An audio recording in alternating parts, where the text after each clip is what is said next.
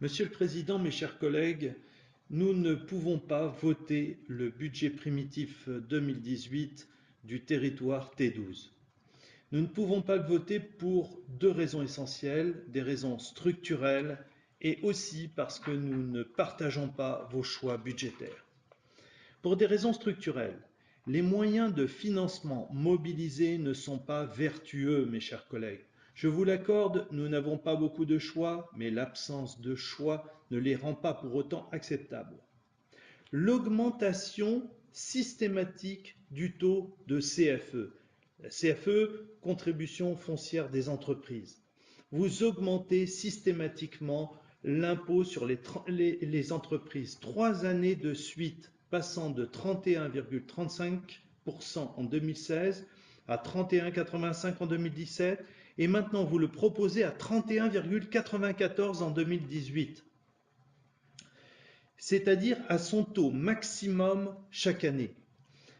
Vous faites peser une charge supplémentaire inacceptable sur nos entreprises. S'il est vrai que la CFE, et notamment sa dynamique, constitue la seule ressource de notre territoire, qu'adviendra-t-il lorsque le T12 ne sera plus du tout concurrentiel fiscalement par rapport aux autres territoires? Les entreprises s'en iront. Le départ des entreprises matraquées fiscalement engendrera des difficultés financières supplémentaires qui ne pourront être dépassées qu'en augmentant le FCCT des communes, c'est-à-dire la part des impôts communaux. Pour information, le taux moyen de contribution foncière des entreprises au sein des communes de la métropole du Grand Paris, c'est-à-dire de l'ensemble de tous les territoires de la métropole, est de 22%, 22,22%. C'est à comparer avec les 31,94% que vous nous demandez d'adopter. Mais il y a une autre raison structurelle. Après ces augmentations sur la contribution foncière des entreprises, vous laissez déraper la dette, vous utilisez la dette trop facilement. L'étude de 2016 menée par le Grand Orly Seine-Bièvre indique que la situation du territoire en matière de dette est préoccupante, voire très dégradée.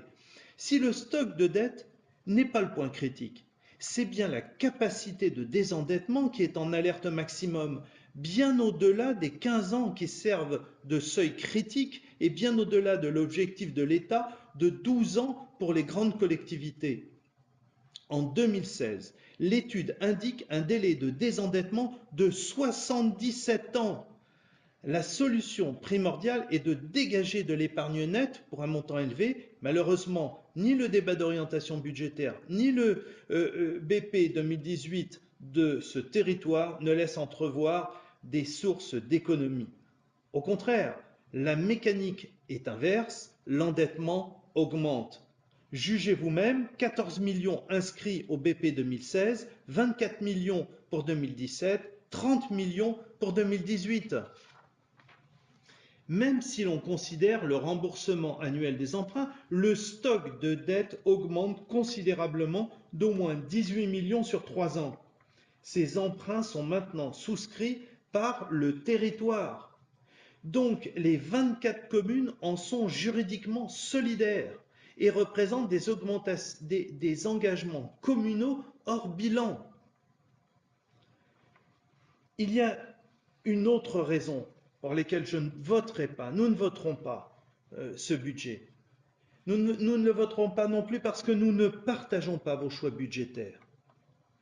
Quand on n'a pas de lisibilité sur l'avenir, c'est le cas aujourd'hui, eh bien on est prudent. On ne loue pas un nouveau siège, on n'embauche pas de nouveaux fonctionnaires.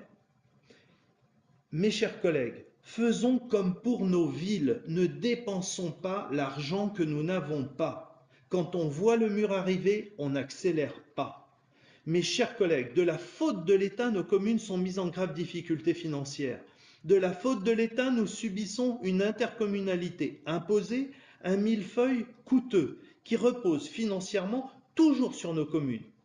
Ce Grand Orly Seine-Bièvre, qui est le nom du territoire, ce GOSB, eh bien c'est l'acronyme de gestion orientée sans bénéfice. ne nous demandez pas d'en voter le budget.